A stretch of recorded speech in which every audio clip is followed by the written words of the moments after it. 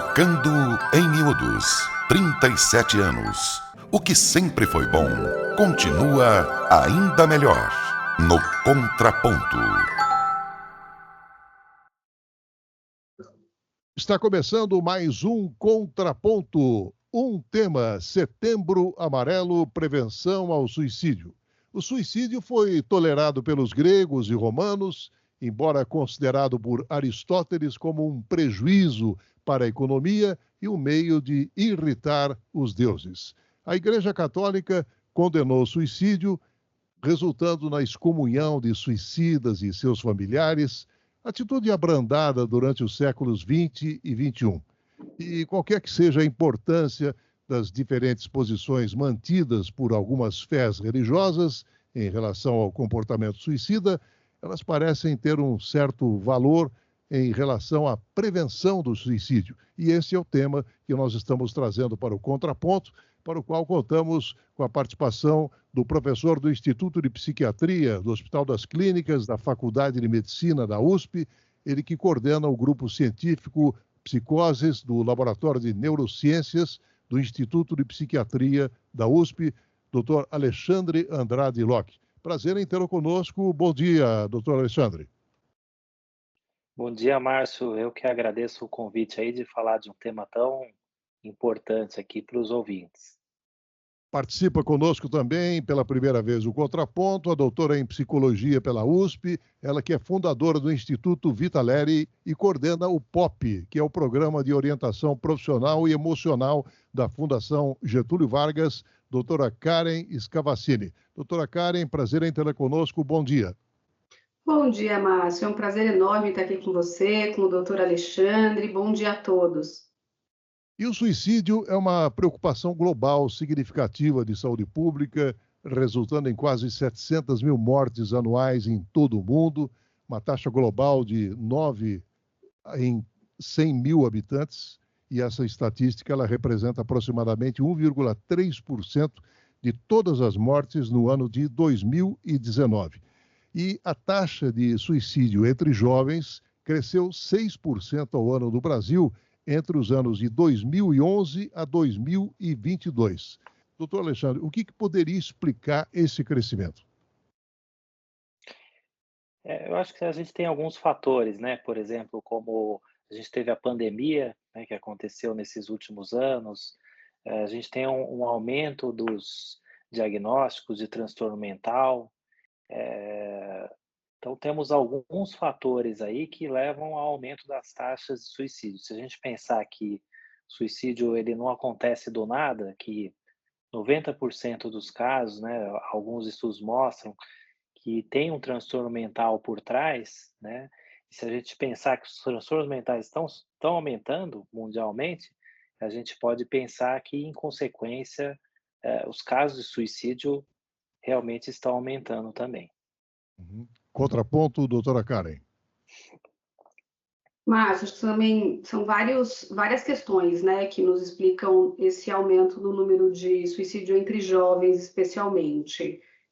Sem dúvida nenhuma, a gente precisa sempre lembrar de que o suicídio ele é multifatorial, então o que leva ao aumento dessas dores que estão relacionadas ao suicídio vão desde questões sociais, culturais, econômicas, e também, acho que uma das coisas que pode explicar esse aumento é o uso excessivo da tecnologia, né? Então, a gente pega um período pós-pandêmico, onde já tínhamos questões de saúde mental importantes acontecendo, um uso que começa a ser mais excessivo durante esse período, e depois, como já se esperava, um aumento tanto das questões relacionadas à saúde mental, como, obviamente, ao suicídio.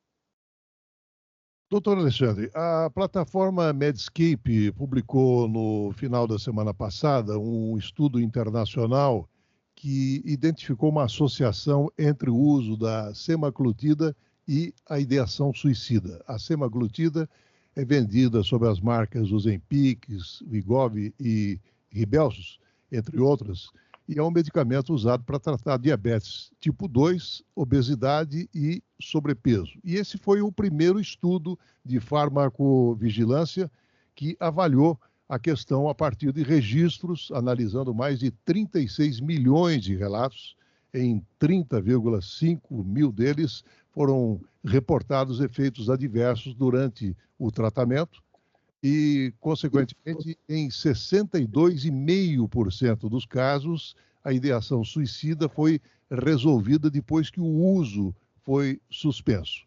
Ainda que a consequência seja rara e foi considerada significativa, uma vez que tanto o uso desse medicamento quanto os efeitos adversos, eles estão em alta. E aí eu pergunto, doutor Alexandre, qual a sua avaliação? Então, é uma boa pergunta, né? Então, sempre em pesquisa a gente acha associações, né? A gente associa uma coisa a outra e depois a gente tem que entender o porquê dessa associação. Então, será que é o remédio mesmo que faz mal, né? Será que o remédio induz ao suicídio? Será que a pessoa que está ali querendo perder peso, ela já não está trazendo uma insatisfação geral com a própria autoimagem? Será que a pessoa ganhou peso porque ela está com algum quadro depressivo? Por exemplo, a gente sabe que estados de sobrepeso, de obesidade, eles cursam com inflamação. E inflamação a gente também vê nos transtornos mentais. Então, será que seria uma coisa mediada por fatores inflamatórios? A gente está vendo só uma associação, né? Olha, quem usa semaglutida tem mais ideação suicida.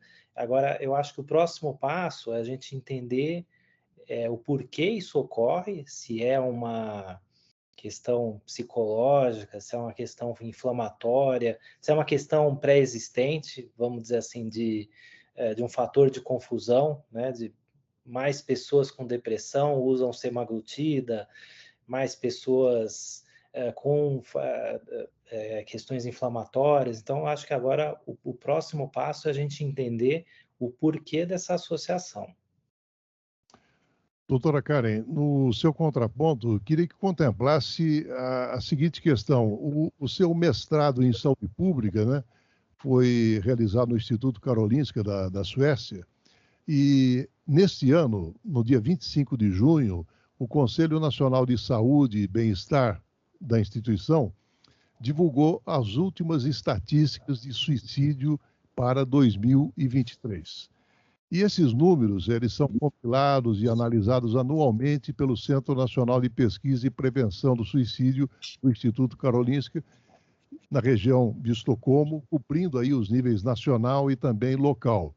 E lá na pandemia, em 2020, a taxa de suicídio caiu abruptamente, mas isso não causou mudanças substanciais na tendência geral de queda do suicídio na Suécia. E nos 3 anos seguintes, 2021 e até 2023, essa taxa de suicídio aumentou gradualmente para 1.617 mortes no ano passado, e esse aumento foi marginal e não alterou essa tendência geral que continua caindo. E aí eu pergunto, trocando em miúdos, o que a Suécia faz que o mundo deveria fazer?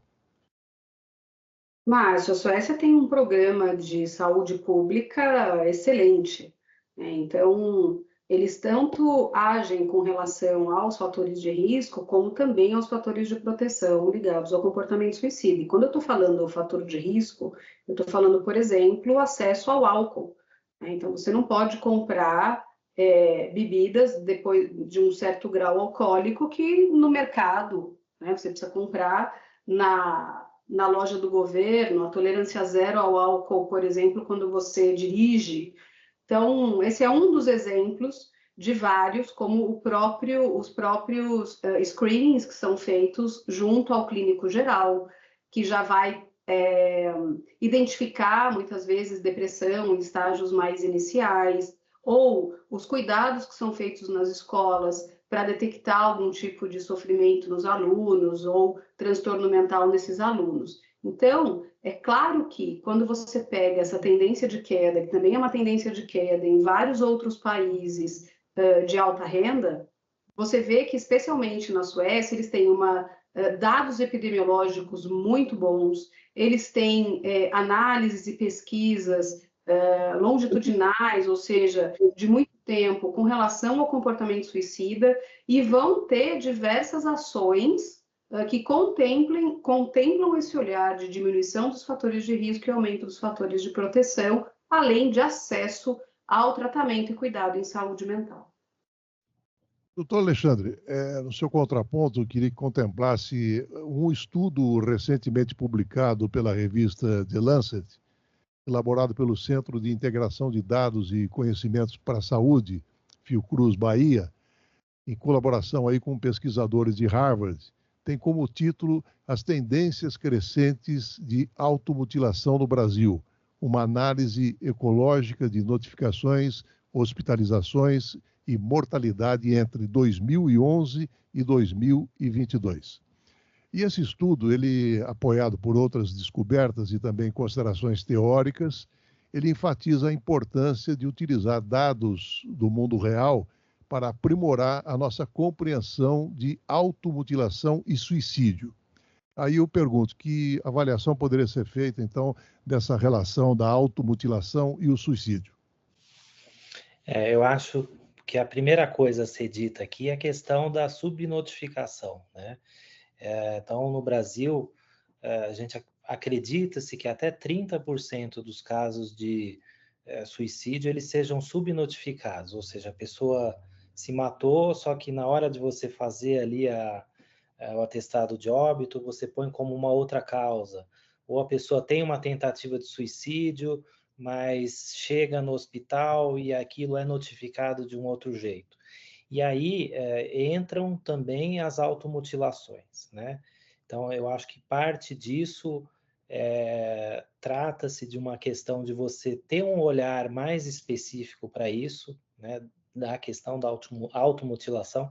Então, é uma questão que ficou muito visível, né, nos últimos anos, na última década, está se falando mais disso, a gente vê que teve os filmes, né, tem vários filmes falando um pouco disso, né, então acho que é uma coisa que está sendo mais notificada, né, um segundo fator poderia ser justamente esse aumento dos transtornos mentais, né, a gente sabe que, por exemplo, a automutilação está muito relacionado ao transtorno de personalidade borderline, né, que é um dos transtornos, é o transtorno de personalidade mais comum na população, né, e tem aumentado. De novo, não se sabe se isso é uma questão cultural ou se isso também é uma questão dependente da notificação de você olhar, né. E tem um terceiro fator que pode entrar em voga aí, que é a questão um pouco de você, vamos dizer, se por um lado você olha aquilo, sabe, bom, isso aqui é uma automutilação, isso pode gerar um maior número de notificação, você tem a questão dos comportamentos por imitação, né? Teve uma época aí que teve alguns jogos, né, que ficaram famosos, eu não lembro se era da Baleia Azul, de alguma coisa assim, que convidava os jovens a se cortarem, enfim. Então, eu acho que tem uma questão de você fazer isso muito por imitação, né? Teve um outro seriado que ficou também muito famoso, de uma menina que se cortava e se matava, né? E também houve um debate se isso aumentava, se isso glamorizava a questão do suicídio, da automutilação ou não. Então, eu acho que isso é um outro fator que precisa ser investigado. E realmente, para isso, a gente tem que usar dados de mundo geral, né? Tem que usar grandes amostras, grandes bancos de dados, e esses dados precisam ser precisos e fiéis, né? Então, a gente tem que notificar corretamente esses eventos. Aprofundando um pouquinho a questão apontada pelo doutor Alexandre, estima-se que para cada suicídio concluído haja mais de 20 tentativas, né? E essa frequência do suicídio ela continua sendo uma questão urgente que é marcada, como pontuou o doutor Alexandre, por subnotificação, subestimação, e devido, inclusive, a uma interação complexa de estigmas políticos, culturais, sociais.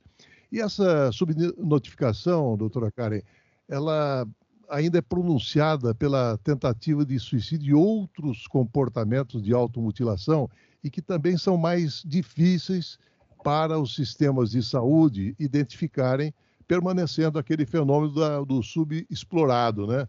Eu gostaria de ouvi-la com relação a essa relação entre automutilação e o suicídio. Bom, primeiro que quando a gente está falando de autolesão, a gente precisa entender que ele é um comportamento diferente do comportamento suicida, especialmente com relação à intencionalidade. Então, embora uma pessoa que se autolesione tenha um risco maior de suicídio, por já entendermos que essa pessoa não está lidando bem com as suas questões e suas dores e o seu sofrimento, né, não é o mesmo comportamento. Então, quando a gente está falando dessa notificação da autolesão e de violências autoprovocadas, também a gente precisa ver até que ponto isso está separando tentativa de suicídio e autolesão. Quando a gente pensa também nas notificações, a gente tem questões relacionadas a serviços públicos que estão sobrecarregados, que não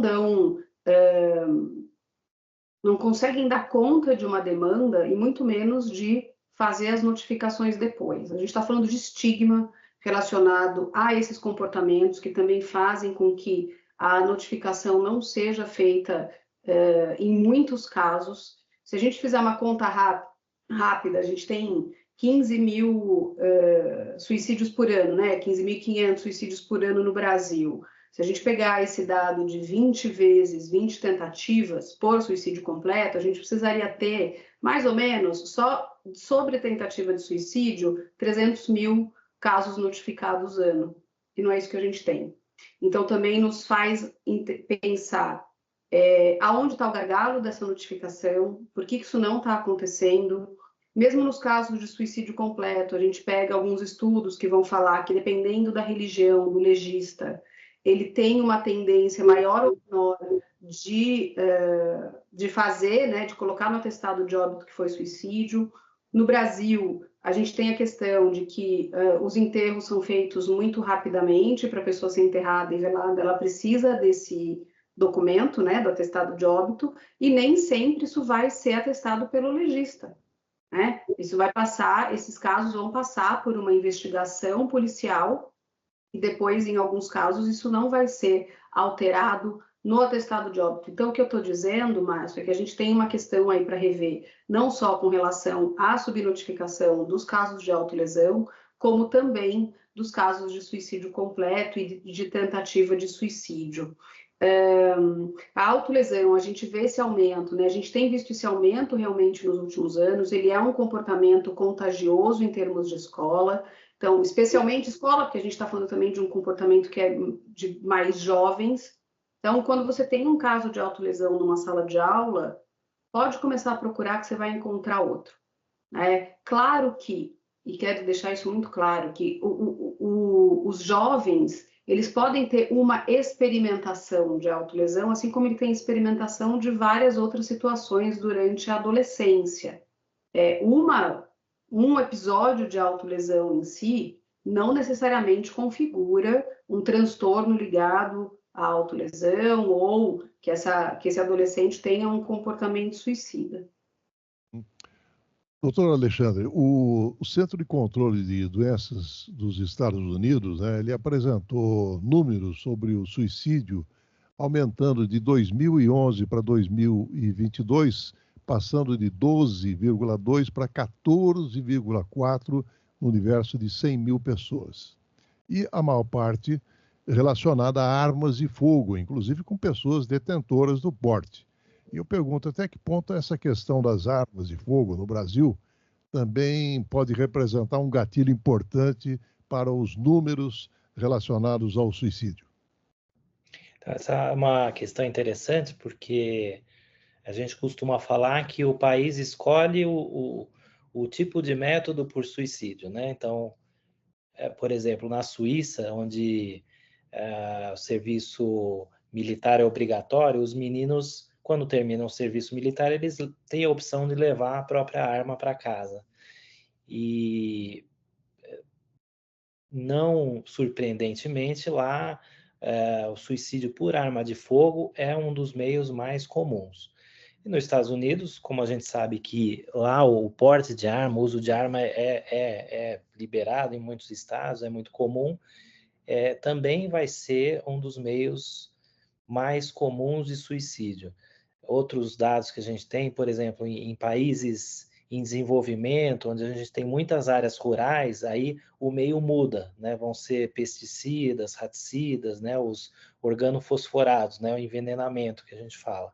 Então, com certeza, claro, tem várias outras questões, né? Políticas, enfim, relacionadas ao porte de arma, questões de segurança, mas o que se pode falar é que, com relação ao suicídio, com certeza ele aumenta, né, em lugares onde você tem o porte de arma mais liberado, né? Outra coisa que a gente acaba falando que é uma fantasia, fala, bom, mas a pessoa não vai se matar pela arma de fogo, mas vai se matar de um outro jeito, né? Isso também é uma fábula, né? É um mito, porque se você previne os meios de suicídio, você diminui as taxas de suicídio, né?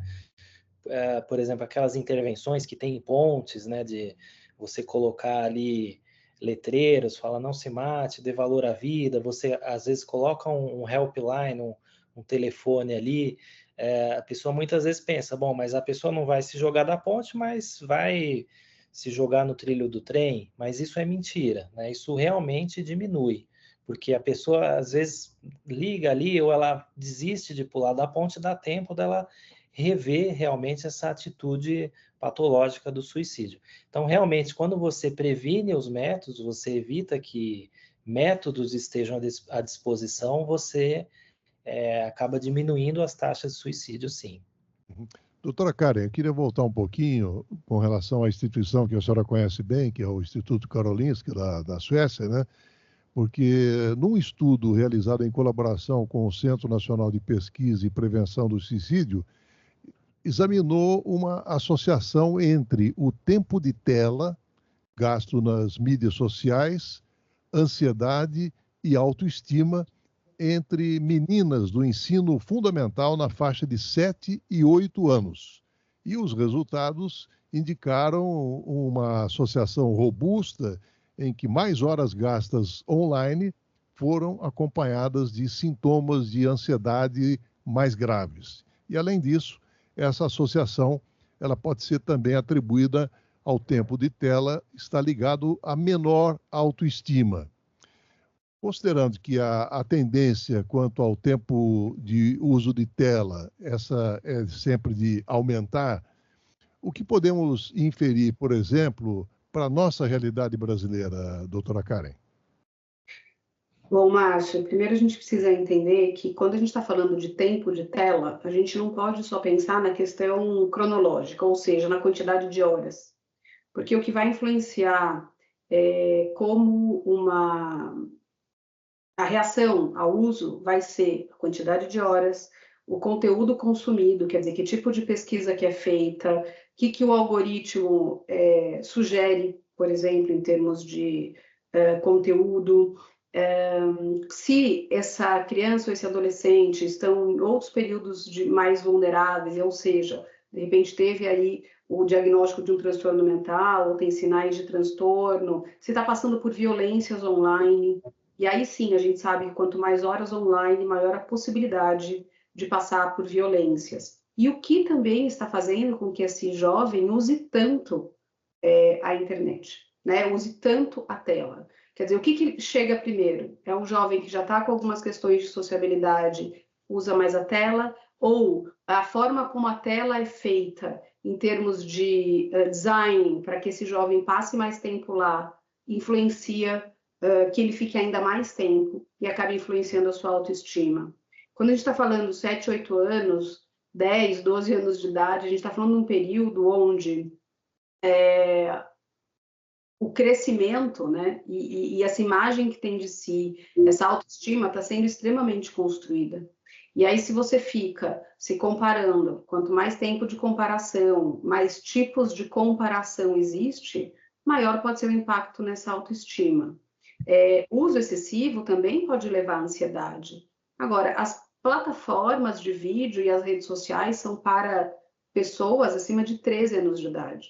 Então, também, se você tem esse uso com uma idade bem menor, o que está acontecendo? né? Eles estão fazendo escondido, os pais estão deixando ter conta em rede social, tem uma pressão da sociedade para isso. Então, a análise ela sempre é muito mais ampla.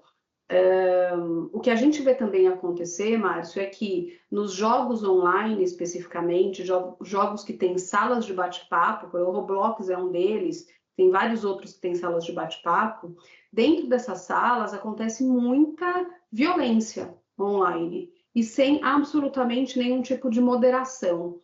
Os pais precisam entender assim, o que o seu filho está fazendo na internet, que tipo de conteúdo ele está acessando, e precisa ter uma educação digital. Porque a gente só olhar para esse aumento de ansiedade, achar que isso é só por causa de tela, se os pais também não pararem para ver o seu próprio uso de tela, porque as famílias têm feito um uso cada vez mais excessivo, quanto mais se usa também, a gente vai ter questões físicas atreladas, falando de não só de miopias, que a gente já tem esse aumento expressivo, como dificuldades de sono, uma alimentação mais desbalanceada, menor contato com a natureza e menor sociabilidade geral.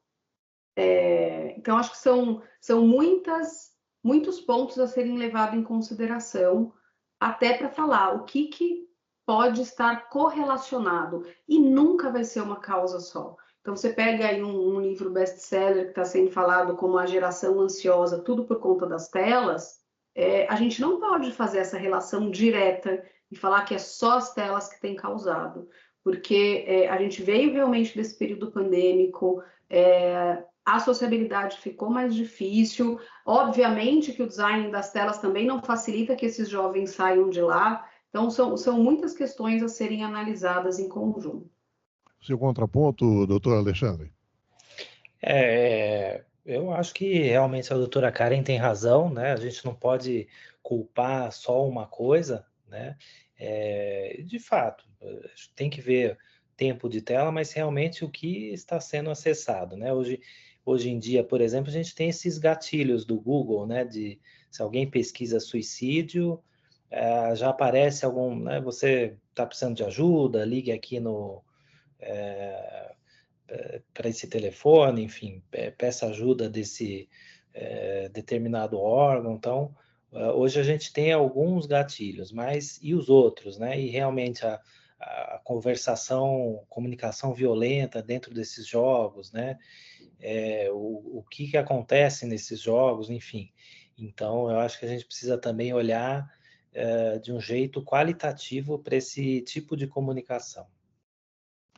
Doutora Karen, um estudo conduzido pelos pesquisadores Éder de Oliveira Dantas e Carina Cardoso Meira, da Universidade Federal do Rio Grande do Norte, apresenta como tema Suicídio de Mulheres no Brasil, necessária discussão sobre perspectiva de gênero. E no resumo, nós temos a consideração de que o suicídio de mulheres constitui um problema de saúde pública e existe escassez de literatura científica que discorra sobre essa temática. E o que poderia determinar essa escassez, doutora Karen? Bom, acho que a gente pode começar a pensar o quanto que a gente tem incentivo à pesquisa hoje no país, no geral, né?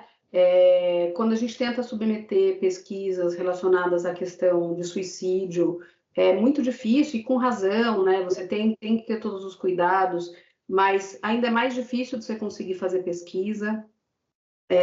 Os homens se matam 3 vezes mais do que mulheres no país. Então, acaba-se que muitos dos estudos acabam indo para a questão do suicídio masculino ou mais, do suicídio adolescente, como se o suicídio do idoso e de outras populações também mais específicas que se matam mais não fosse tão pesquisado. A mulher, ela tenta mais o suicídio do que ela morre por suicídio, né?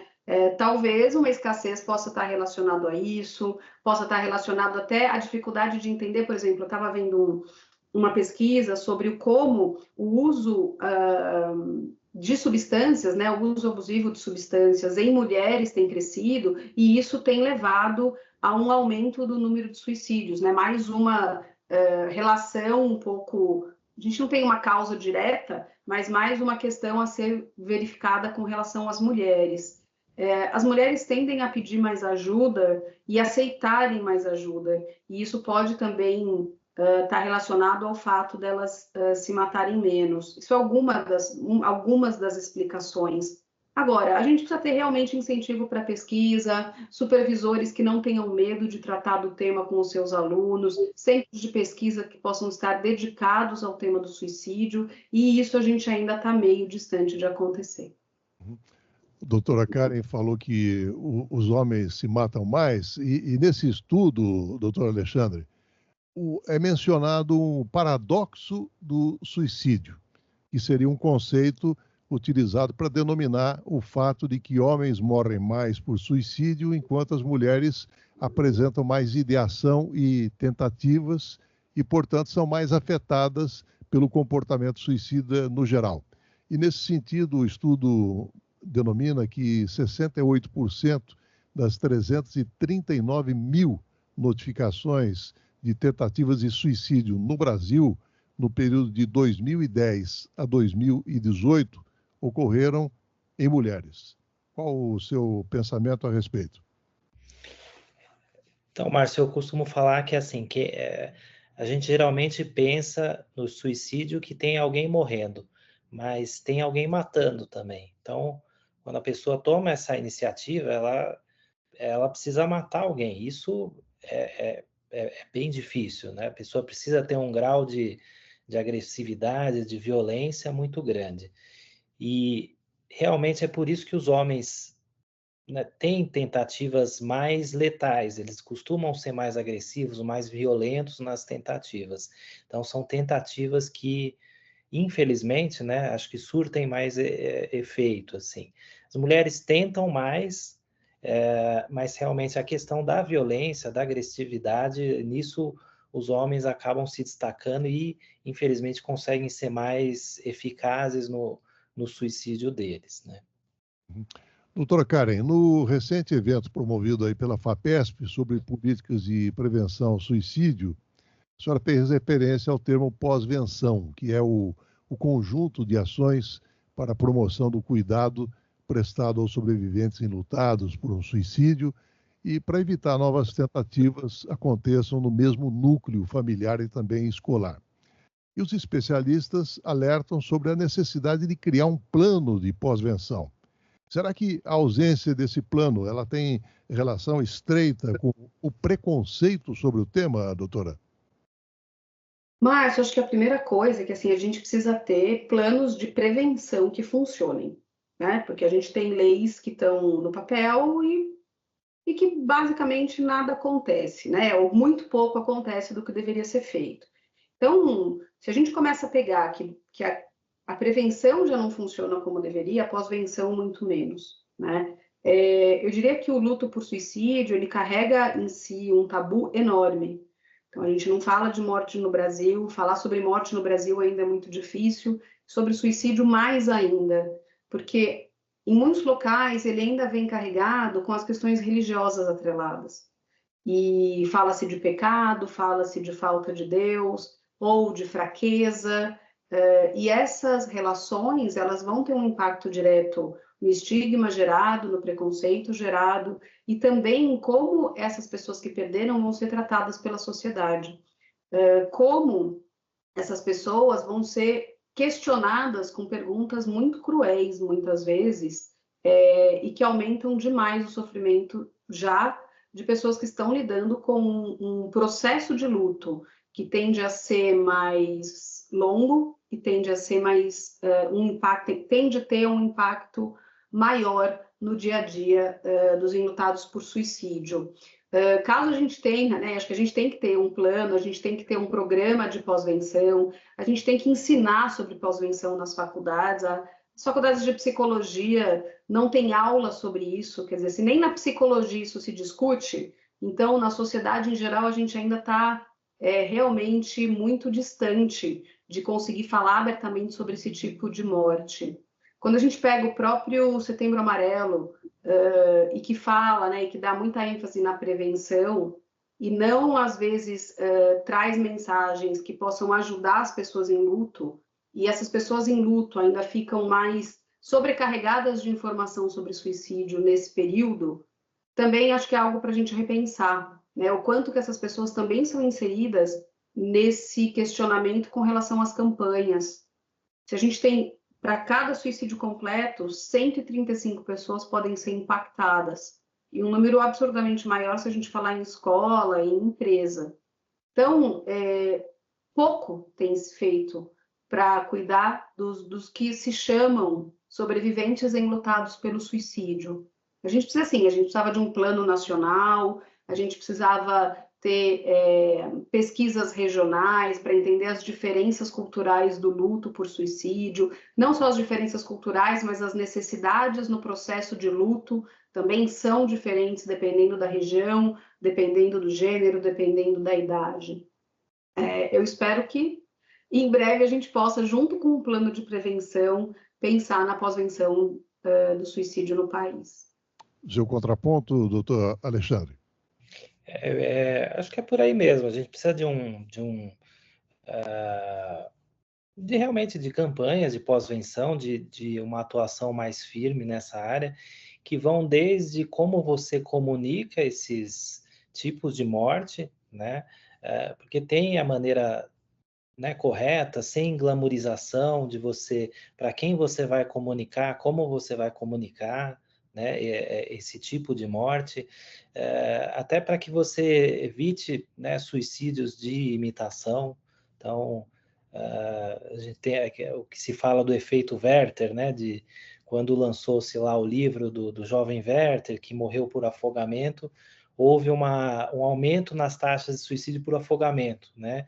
Então, que é o suicídio por imitação. Como fazer para que você evite isso, né? E realmente cuidar das pessoas enlutadas, né? Você ter esse cuidado de você... o que eu vejo, assim, que em empresas, instituições, uma simples roda de conversa, nem isso há, né? Para você realmente conversar sobre aquilo. Então, acaba tendo estigma, acaba tendo tabu, e isso acaba piorando muito a questão do suicídio, né? Na questão da pós-venção, né? Então, bom, vamos sentar aqui, vamos conversar, como que vocês estão se sentindo, como vocês receberam essa notícia, né? O que está havendo, vocês estão precisando de alguma ajuda, eu sei que é muito difícil. Então, às vezes até o básico, assim, falta, né? Então, se falta o básico, imagine, né, uma questão maior de governamental, né? Enfim, de uma intervenção maior, aí realmente a gente fica devendo mesmo. Doutora Karen, sentimentos de tristeza são inevitáveis e, afinal, o luto é uma expressão de amor, mas o trauma também está presente, né? E, embora o trauma e o luto possam andar de mãos dadas, eles são diferentes e o tratamento para se recuperar de cada um também é diferente, né? Sem dúvida nenhuma, Márcio. O luto por suicídio ele tende a ser um luto mais traumático também pela própria questão envolvida, a temática envolvida, além de pessoas que encontraram o corpo, né, com cenas muito traumatizantes em si. O luto, ele é o processo natural para você ressignificar a perda de alguém. Então, é esperado que tenha tristeza, é esperado que tenha raiva e que tenha uma série de sentimentos. E, claro, não se espera que o luto termine em 1 ano, porque essa questão cronológica também não é dessa forma.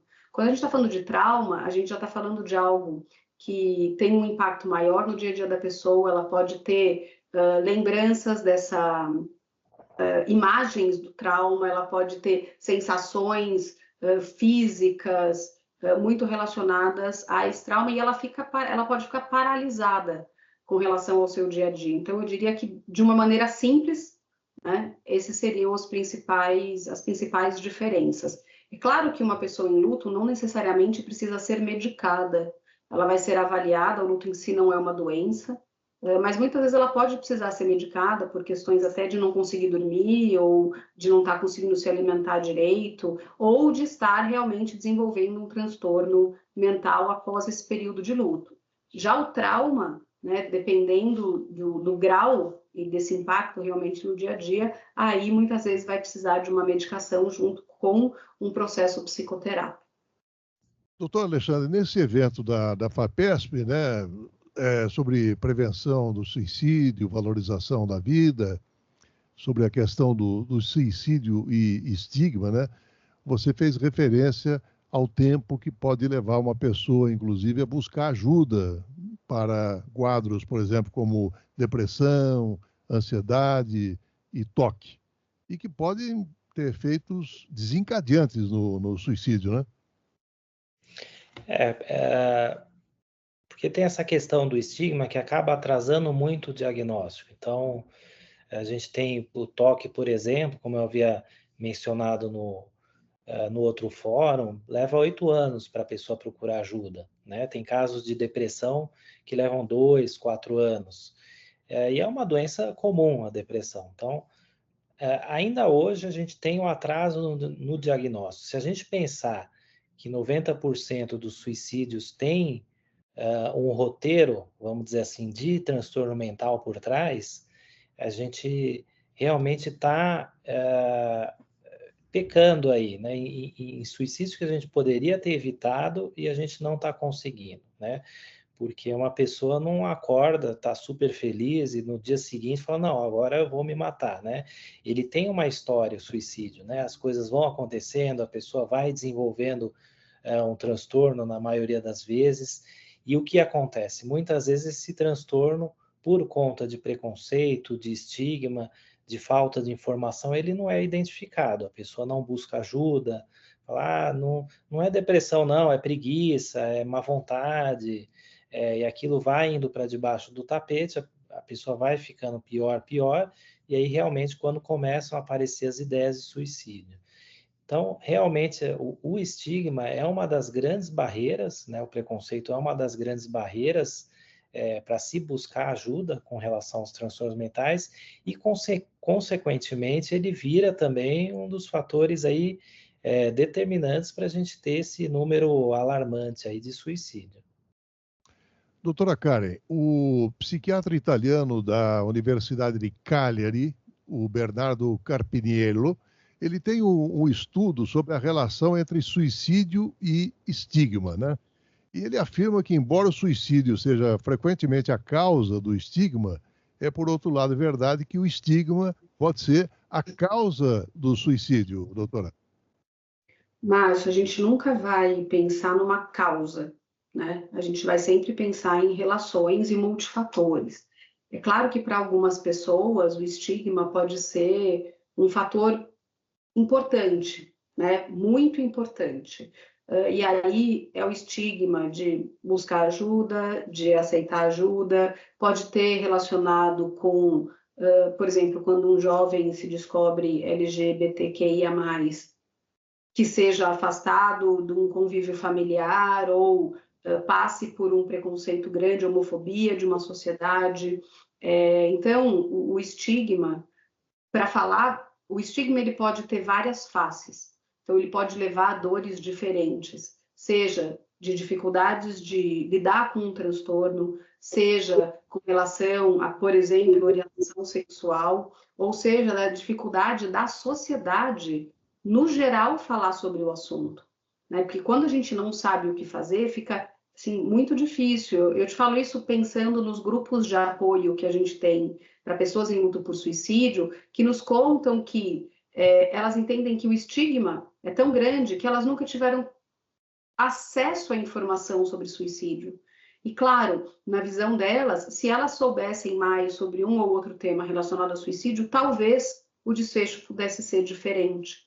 Então, a gente vê realmente o estigma perpassando muitas situações ainda relacionadas ao comportamento suicida. Estigma de tomar remédio. Quantas pessoas que não querem ir no psiquiatra porque não querem tomar remédio precisam da medicação, né? Então, o estigma pode ter muitas faces relacionadas ao suicídio. Doutor Alexandre, eu, lendo esse estudo do Dr. Carpiniello, né, ele pontua que uma percepção negativa ela é frequentemente mantida de pessoas suicidas, rotulando-as como fracas incapazes de lidar com seus problemas ou egoístas. E indivíduos que tentaram suicídio estão sujeitos a processos semelhantes de estigma e também distanciamento social. E ele faz referência até às apólices de seguro, que inclui uma cláusula de exclusão contra a morte por suicídio, doutor Alexandre. Você vê, Márcio, que aí é outra faceta do estigma, né, que a gente acaba vendo, né? Que é um pouco o que a gente fala de estigma estrutural, né, de você ter empresas seguradoras que têm um estigma contra o suicídio, de falar, bom, mas se foi suicídio a gente não vai cobrir, né? Se for uma tentativa de suicídio, a gente vai ter mais preconceito, a pessoa é fraca, a pessoa é frágil. Então você vê aí como o estigma ele tem várias repercussões, desde isso que você fala do suicídio vem muito da depressão, né? A pessoa não tem vontade, a pessoa não tem determinação e acaba indo para o suicídio, ele vai migrando. Então, veja como essa questão do estigma ela vai contaminando outras áreas, né? Desde, vamos supor, um familiar que fala, meu tio tentou suicídio, ele é um fraco, né? Olha que coisa mais preconceituosa, né? Até instituições, né? Não vou cobrir o suicídio porque a pessoa tentou se matar, a responsabilidade é dela, então não vou cobrir esse tipo de morte, né? Você vê como é uma questão difícil, né? A gente tem várias facetas e é difícil, a gente não tem só uma intervenção, né? A gente precisa quebrar, né? Claro, o suicídio é multifatorial, mas acho que o estigma é um dos grandes contribuidores, né? Mas que também é uma questão difícil, a gente precisa atacar ele de várias maneiras, né? Por várias frentes. Uhum. Não é à toa que o Einstein dizia que era mais fácil quebrar um átomo do que um preconceito, doutora Karen. Exatamente, Márcio, exatamente. E para a gente poder quebrar preconceito, a gente tem que falar abertamente. Quando a gente põe um assunto embaixo do tapete, a gente só colabora para que ele ainda seja visto de maneiras que adoecem as pessoas. E a sociedade ainda tem um medo muito grande de se falar abertamente sobre suicídio, como há muitos anos não se falava de câncer. E câncer também era um grande preconceito, e hoje a gente fala mais abertamente. A gente precisa realmente perder o medo de falar, afastar o grande mito que se a gente falar, a gente vai causar, vai dar a ideia na cabeça de alguém. Só falando que a gente pode também oferecer ajuda e pode normalizar o pedido de ajuda. Nós estamos falando de suicídio, mas, doutor Alexandre, a morte, né, em si, é o preconceito. Tem até uma frase do Woody Allen, diz que não tenho medo da morte, só não quero estar presente o dia que ela chegar. Uhum.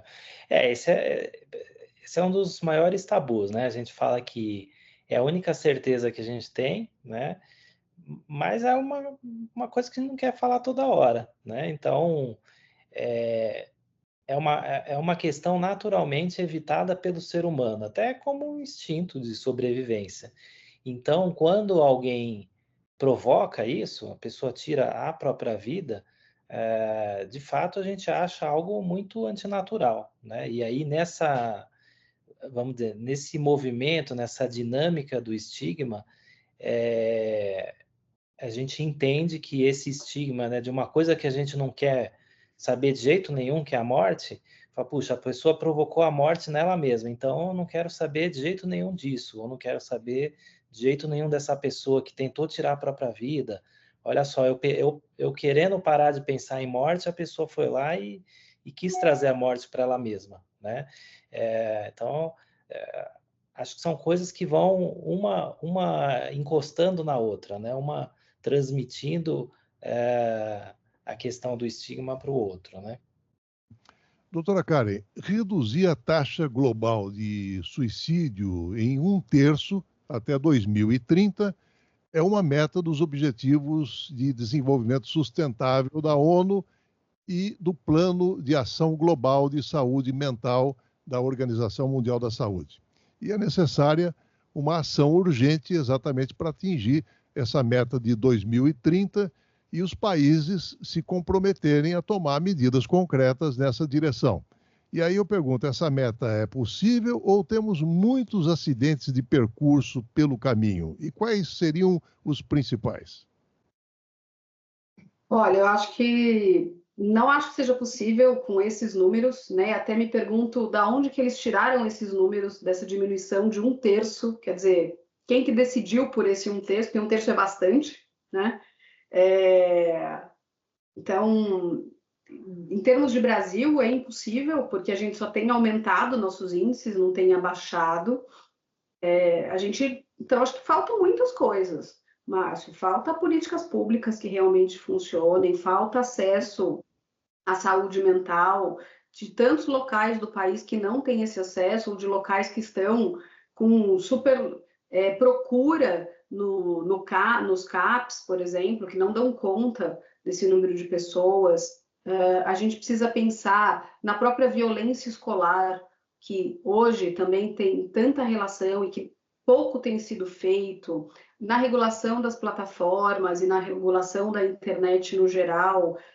Precisamos ter mais fidedignidade nos nossos números, ter análises mais regionais, pensar no que pode ser feito com relação às regiões, o próprio bloqueio a métodos, né? Então, se a gente sabe que se você pôr tela ou você pôr uma grade numa ponte, você praticamente zera o número de suicídios nessa ponte, por que isso não é uma política pública no sentido de toda cidade sabe qual é o que a gente chama de hotspot, aquele local onde as pessoas vão para morrer por suicídio? Por que nada é feito?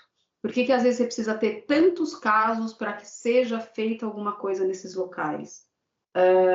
Os próprios...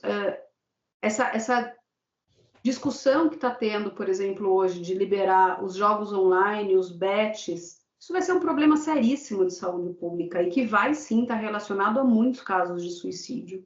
Então, em termos de Brasil, a gente ainda está... Há muitos, eu não vou falar anos-luz, porque eu espero que não seja isso, mas a gente está há décadas de conseguir diminuir, ou pelo menos parar, os nossos números se a gente continuar sem fazer muita coisa com relação a isso. Bom, por falar em Brasil, então, eu trago aqui alguns números, queria um comentário do Dr. Alexandre, porque 2022 apontou que a depressão no Rio Grande do Sul não surgiu na pandemia, e historicamente o estado com a maior taxa de suicídios do Brasil. Hoje desponta na liderança desse ranking, 12,4 mortes no conjunto de 100 mil habitantes, o dobro da média nacional, seguido pelo estado de Santa Catarina, 10,6, e Piauí, 9,5, segundo dados do DataSUS, analisados aí pela reportagem do Jornal Gaúcho. E o que poderia explicar esses números, doutor Alexandre? Olha, é uma boa pergunta, né? Acho que a gente precisa se debruçar e entender esses números. Será que o que eu poderia dizer assim, o Sul tem uma boa tradição de saúde mental, de psiquiatria. Será que lá os casos são melhor notificados? E aí aparece em terceiro lugar realmente um estado que deveria ser o primeiro por conta de IDH, essas questões que a gente sabe que é um fator determinante para o suicídio. Então, acho que realmente a gente precisa se debruçar sobre esses dados para entender melhor o que está havendo, né? Mas o que eu posso dizer é que a questão de subnotificação é bastante séria no Brasil. Então, será que isso não é um efeito disso, né? De você estar notificando melhor os dados no Sul? E a outra questão, realmente, as questões de saúde mental, elas não apareceram na pandemia, né? Elas foram mais agravadas.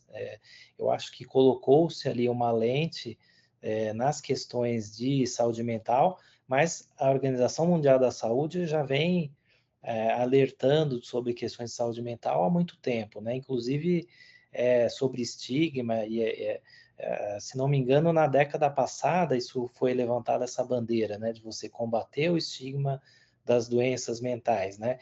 Estimativas antes da pandemia apontavam que em 2030 a depressão ia ser a doença que mais iria causar disfunções, né, no mundo. Então, essas estimativas são realmente pré-pandemia.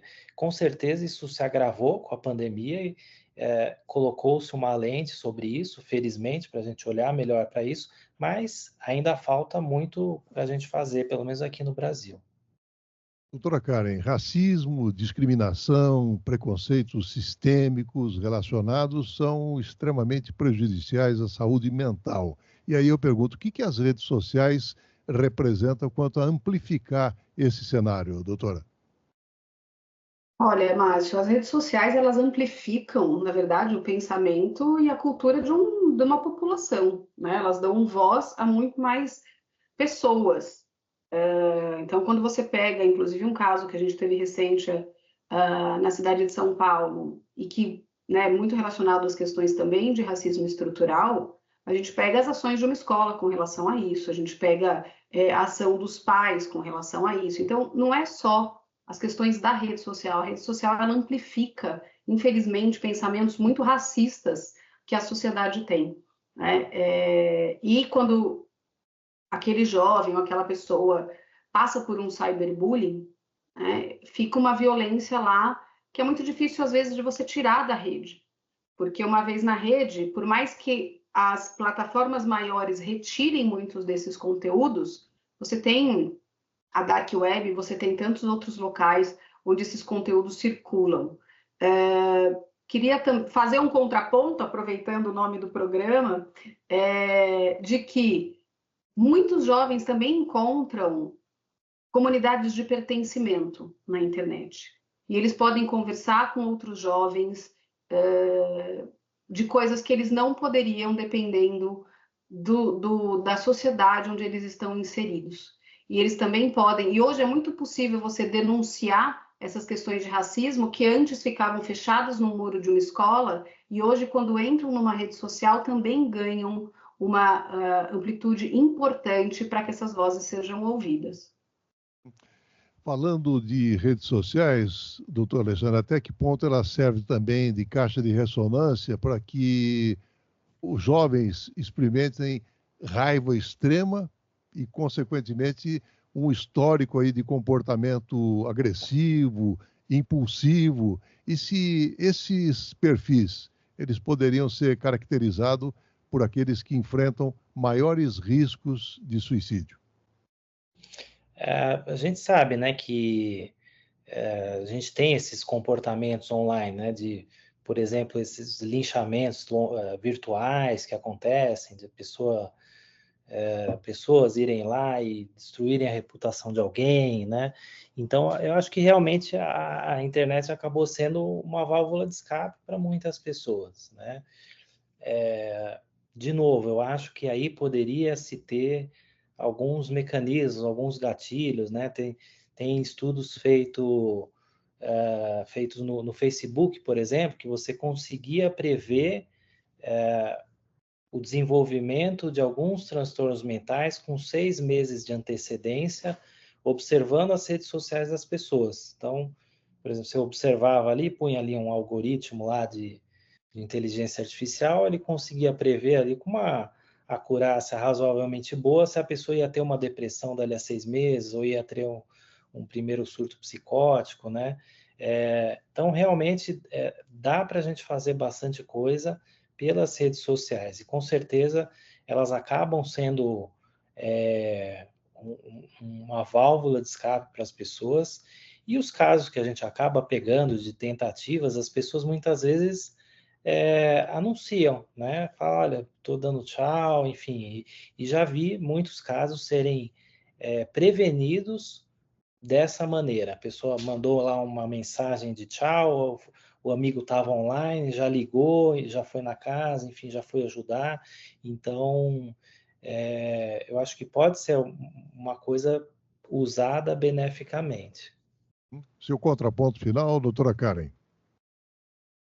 Bom, Márcio, eu acho que toda essa conversa, né, que a gente teve até agora mostra quantas questões são ligadas ao comportamento suicida e que a rede social é uma delas, para o bem ou para o mal, assim como todas as outras violências que acontecem, como a falta de políticas públicas, como a necessidade de campanhas abrangentes, o acesso a cuidados em saúde mental.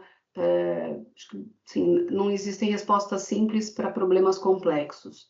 E a gente está tratando de um fenômeno extremamente complexo.